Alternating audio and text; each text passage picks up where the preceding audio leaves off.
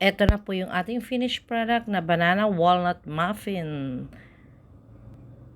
Ayan, let's start. Meron tayong 5 to 6 pieces banana. Lakatan po yan. Smash po natin. Huwag masyadong smash para may lasang saging pa siya. Ayan na po yung ating banana. Dapat po yung hinog na banana ang gamitin po natin.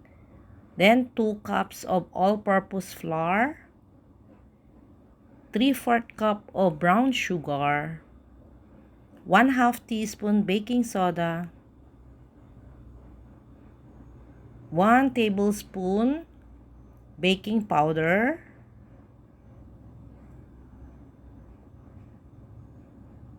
paghaluin po natin lahat yan.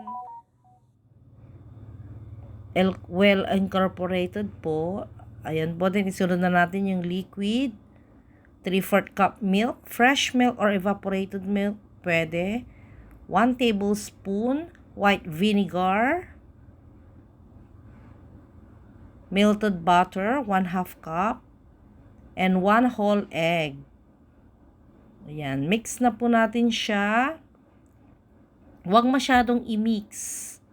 Huwag ma-overmix para maganda po ang kalalabasan. Then, ilagay na natin yung ating walnuts. Yung ating walnuts, sinikdik natin. Ayan, ganyan na po yung consistency niya. Then, lagyan na natin ng liner ang ating pan. Yan po yung gamitin natin na cup. Yan yung 1/3 cup. Yan na po yung ginamit kong panukat po dyan sa ating mixture. Ayan, lagyan natin isa-isa. Then, meron tayong itinirang walnut. Ilagay natin pang topper po niya. Ayan po. Okay. Then, lagyan natin ng topper. Walnuts po yun. Pwede rin siyang chocolates. Yung choco chips, pwede rin siya. Since wala tayo, walnut po ang meron. Kaya yan po yung aking ginamit. Then, preheat na natin yung oven. 180 degrees into 10 minutes. Yan. Pag mainit na, ilagay na natin sa ating oven, yung ating iluluto. Okay? In 20 minutes. So, yan. Nag-pop up na yung ating muffin. Wow, sarap-sarap po yan.